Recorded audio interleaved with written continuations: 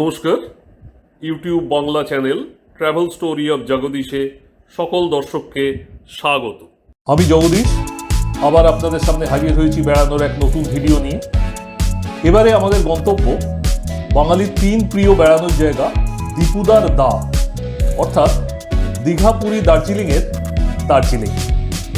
আজ 10ই এপ্রিল 2023, ভোরের আলো ফুটবার আগেই বাড়ি থেকে বেরিয়ে পড়েছি, কারণ হাওড়া থেকে নিউ জলপাইগুড়িগামী বন্দে ভারত এক্সপ্রেস ছাড়বে ঠিক 5:55, আর এই বন্দে ভারত এক্সপ্রেসেই আমাদের সিট বুক করা আছে।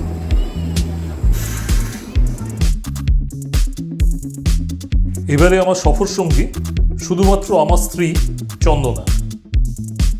বন্দে ভারত এক্সপ্রেস তার আপন গতিতে ছুটে চলেছে গন্তব্যের দিকে। এখন সকাল 9টা, আমরা পৌঁছে গিয়েছি ফারাক্কার কাছাকাছি। আর খানিকক্ষণ বাদেই আমরা ফারাক্কা ব্যারেজ ক্রস করব।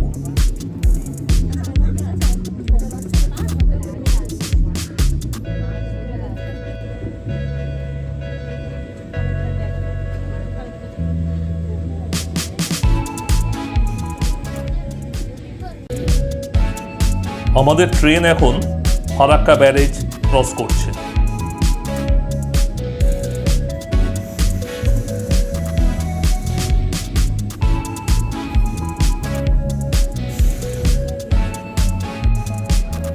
আমরা মালদা টাউন স্টেশনে পৌঁছেছি। এখানে খানিকক্ষণ যাত্রা বিরতি।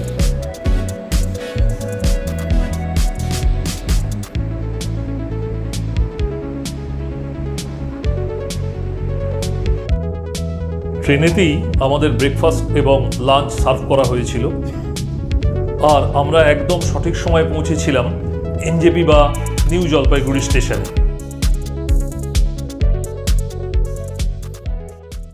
এনজেপি স্টেশনের বাইরে থেকে দার্জিলিং যাওয়ার জন্য আমরা একটা গাড়ি ভাড়া করলাম। দরদস্তুর করে ভাড়া পড়ল 2000 টাকা। এ পথের দূরত্ব 73 কিলোমিটার, সময় পড়বে কম বেশি 3 থেকে 3.5 ঘন্টা।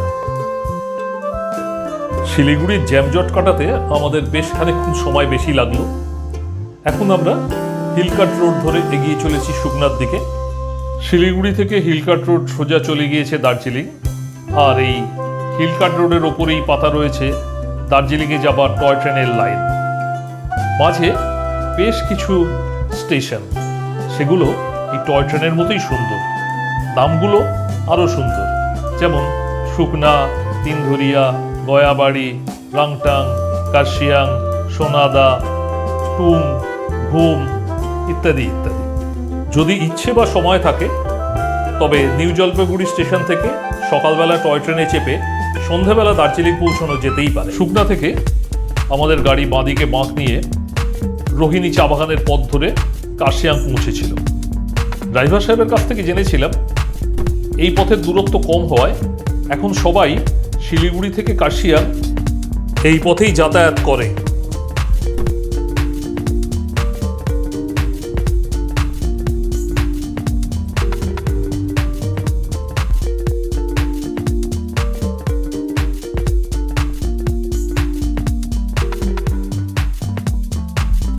কার্শিয়াংয়ে খানিকক্ষণ চা পানের বিরতি নিয়ে আমাদের গাড়ি আবার ছুটে চলল দার্জিলিংয়ের দিকে, এবারে অবশ্য হিলকাট রোড ধরে। আর তাই খানিকক্ষণ বাদেই আমরা দেখা পেলাম সেই টয় ট্রেনের, যে আমাদের পাশাপাশি ছুটে চলেছে দার্জিলিংয়ের দিকে। বলার অপেক্ষা রাখে না, কারণ এটা সবাইকারই জানা যে আমাদের এই আদরের টয় ট্রেনকে ইউনেস্কো ওয়ার্ল্ড হেরিটেজ হিসেবে ঘোষণা করেছে। হোটেলে পৌঁছতে সন্ধ্যা হয়ে গেল। ঘরের জানলা খুলে নৈশালোকে সজ্জিত দার্জিলিংকে দেখে মুগ্ধ হয়ে গেলাম। দেরি করলাম না এই ছবি ক্যামেরাবন্দি করতে। Good morning. আজ 11ই এপ্রিল 2023, দার্জিলিংয়ে আমাদের প্রথম সকাল। আমরা ঠিক করেছি আজ ব্রেকফাস্ট করব কেভেন্টার্সে। শতাব্দী প্রাচীন এই প্রতিষ্ঠানটি ব্রেকফাস্ট রেস্টুরেন্ট হিসেবে পরিচিত। এদের রুপটপে বসে খাওয়ার মজাই আলাদা। এছাড়া সত্যজিৎ রায়ের ফেলুদা সিরিজের গল্পেও নানাভাবে এর উল্লেখ পাওয়া যায়। আজ এখানে বেশ ভিড়, লাইন দিয়ে ঢুকতে হলো, আর রুপটপেও জায়গা পেলাম না। ঘরের মধ্যে বসেই আমরা ব্রেকফাস্ট সারলাম। আমরা নিয়েছিলাম স্যান্ডউইচ, সসেজ আর হট চকলেট। ব্রেকফাস্ট সেরে আমরা অলস পায়ে হেঁটে পৌঁছে গেলাম দার্জিলিংয়ের চৌরাস্তা বা ম্যালে। সেখানে হেঁটে বসে ঘুরে বেড়িয়ে দারুণভাবে পাহাড়ি সকালটা উপভোগ করছিলাম।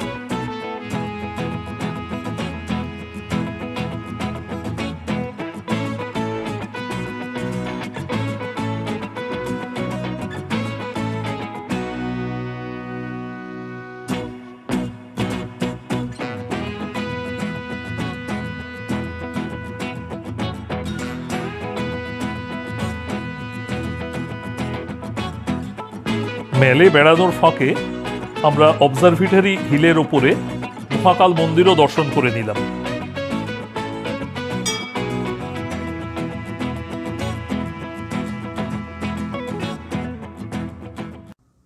এবার আমাদের হোটেলটা একটু দেখে নেওয়া যাক। হোটেলটির নাম রয়পুরাস তাৎসাং। এর অবস্থান দার্জিলিং ম্যাল থেকে একটু দূরে সেন্ট পলস জুনিয়র স্কুলের কাছে। রেসিডেন্সিয়াল এরিয়ার মধ্যে হলেও হোটেলটির চারদিকে গাছপালা রয়েছে। হোটেলের ঘরগুলো বেশ পরিষ্কার পরিচ্ছন্ন, বাথরুমে কোনো জলের সমস্যা নেই, খাওয়া দাওয়া মোটামুটি। সবথেকে বড় কথা, প্রত্যেকটি ঘর থেকেই দার্জিলিংয়ের সুন্দর দৃশ্য দেখা যায়। ভাগ্য ভালো থাকলে কাঞ্চনজঙ্ঘাও দৃশ্যমান হতে পারে, তবে আমাদের এবারের যাত্রায় আমরা কাঞ্চনজঙ্ঘা দেখতে পাই। হোটেলের নিজস্ব গাড়িতে দার্জিলিং স্টেশন, চকবাজার বা ম্যালে পিক আপ ড্রপের ব্যবস্থা আছে, আর দিনে একবার এই সার্ভিস ফ্রিতে পাওয়া যায়। সন্ধ্যা নেমেছে, আর এই সন্ধ্যার মোহময়ী রূপ উপভোগ করতে আমরা আবার এসেছি দার্জিলিং ম্যালে।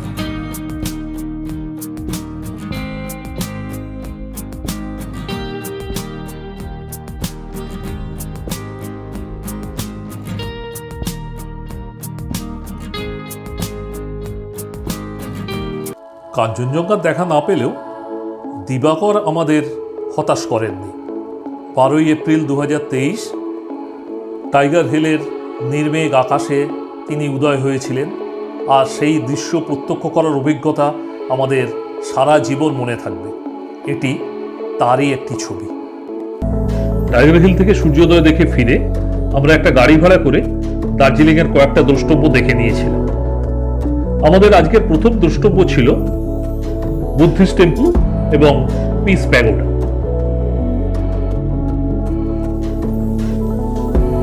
দ্বিতীয় দ্রষ্টব্য ছিল দার্জিলিং জু এবং হিমালয়ান মাউন্টেনিয়ারিং ইনস্টিটিউট।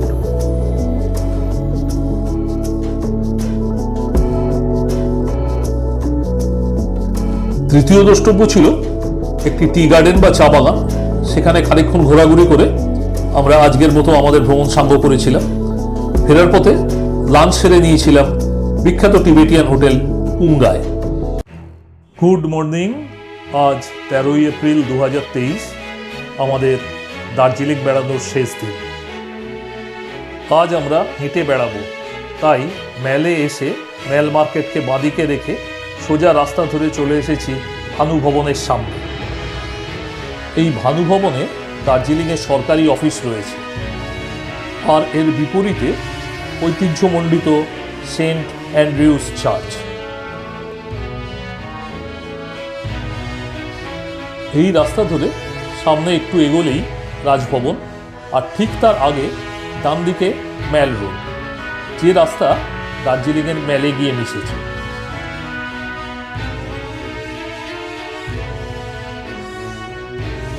এই ম্যাল রোডে যানবাহন চলাচল সম্পূর্ণরূপে নিষিদ্ধ। এই রাস্তায় কেবলমাত্র হেঁটেই বেড়ানো যায়, তাই একে ওয়াকার্স প্যারাডাইজ বললেও অত্যুক্তি হয় না। পথের ধারে বসার জন্য সুন্দর ব্যবস্থা রয়েছে। হাঁটতে হাঁটতে ক্লান্ত হয়ে পড়লে এখানে বসে বিশ্রাম নেওয়া যেতে পারে, আর মন চাইলে অনেকক্ষণ ধরে বসে পাহাড়ি শোভা উপভোগ করা যায়।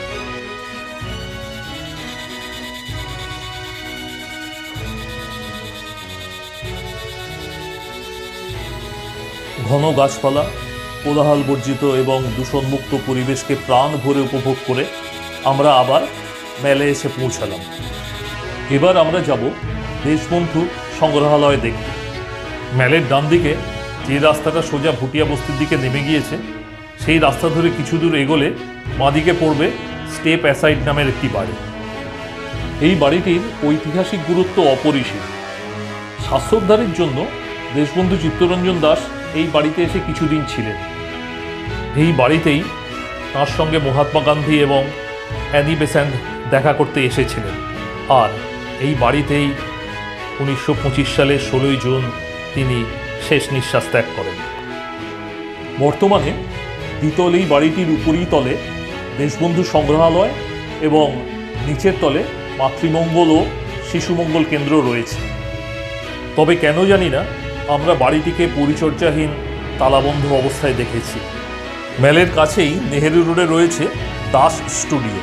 1927 সালে স্থাপিত এই পারিবারিক প্রতিষ্ঠানের শোরুমে দার্জিলিংয়ের প্রাচীন এবং বর্তমানের খুব সুন্দর সুন্দর ফটোগ্রাফ দেখা এবং কেনার জন্য সাজানো আছে। এই রাস্তাতেই আরেকটু এগিয়ে বিখ্যাত কেক শপ গ্লেনারি।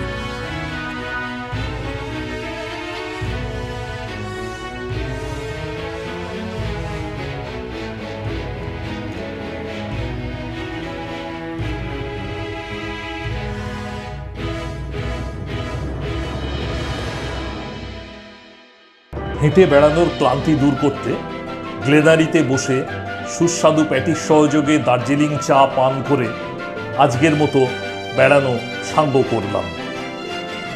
ভিডিও শেষ করছি বেড়ানোর শেষ দিনে হোটেলের ঘর থেকে ক্যামেরা বন্দি করা সূর্যাস্তের ছবি দিয়ে। ধন্যবাদ।